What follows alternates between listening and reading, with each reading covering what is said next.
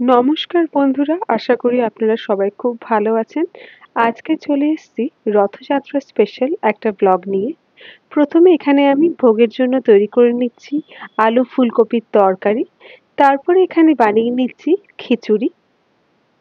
এখানে কুচি কুচি করে নারকেলগুলো কেটে রেখেছি। এখানে ছোলার ডালটাকে ভালো করে ধুয়ে ভিজিয়ে রেখেছিলাম, ওটাকে ভালো করে ধুয়ে এবার এখানে প্রথমে ছোলার ডালটাকে সেদ্ধ করে নেব।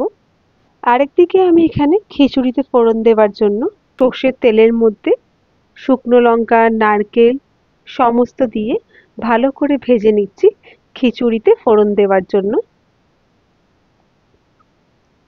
খিচুড়িটা প্রায় চাল আর ডাল প্রায় সেদ্ধ হয়ে এসছে, আর একটু কিছুটা আমি এখানে জল অ্যাড করে দিচ্ছি। সমস্তটাকে ভালো করে একটা চামচের সাহায্যে, খুন্তির সাহায্যে মিশিয়ে নেব। আরেকদিকে এখানে নারকেলটাও প্রায় ভাজা হয়ে এসছে, তার মধ্যে দিয়ে দিলাম গ্রেট করে রাখা আদা। সমস্তটাকে ভালো করে এবার ভেজে মিশিয়ে নেব। এবার এটা খিচুড়ির মধ্যে অ্যাড করে দেব। ভালো করে একটা চামচের সাহায্যে সমস্তটাকে মিশিয়ে নেব।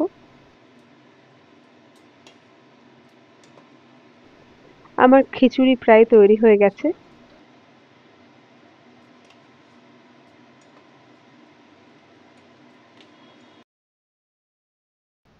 এবার আরেকটা কড়াইয়ে কাঁচা লঙ্কা, নারকেল ভালো করে ভেজে নিয়েছি। তার মধ্যে এবার সেদ্ধ করা ছোলার ডালটা আমি দিয়ে দিচ্ছি। সমস্তটাকে ভালো করে মিশিয়ে নিচ্ছি।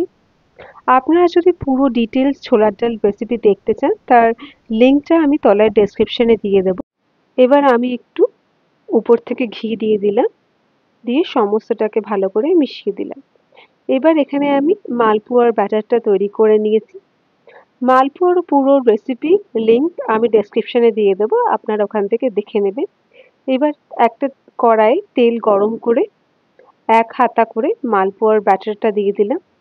একটা সাইড মালপোয়া হয়ে গেছে, আরেকটা সাইড উল্টে দিলাম, যাতে দুটো সাইডই ভালো করে গোল্ডেন হয়ে ভাজা হয়ে যায়। এরকম ভাবেই সমস্ত মালপোয়া এখানে আমি ভেজে নিচ্ছি এক এক করে। এখানে সমস্ত মালপোয়া এক এক করে ভাজা হয়ে গেছে।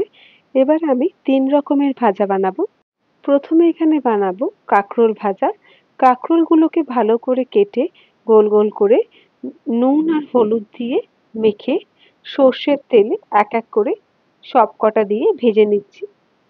কাঁকরোলগুলো ভাজা হয়ে গেল। এবার আমি বানাবো পটল ভাজা।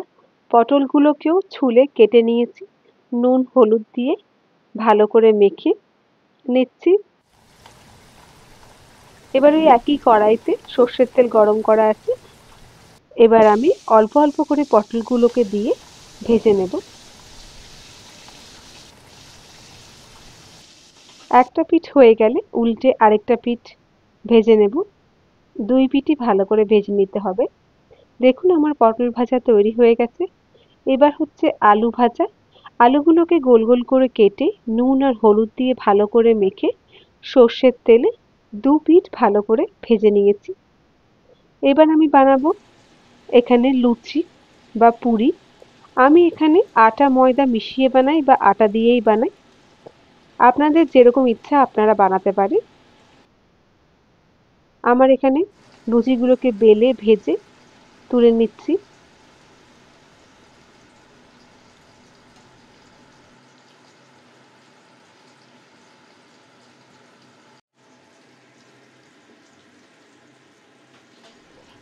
এবার এক এক করে ভোগের থালাটা সাজিয়ে নেব।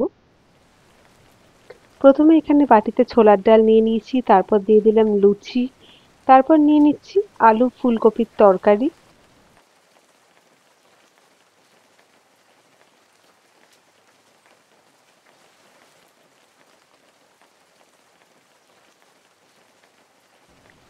তারপর দিয়ে দিচ্ছি খিচুড়ি,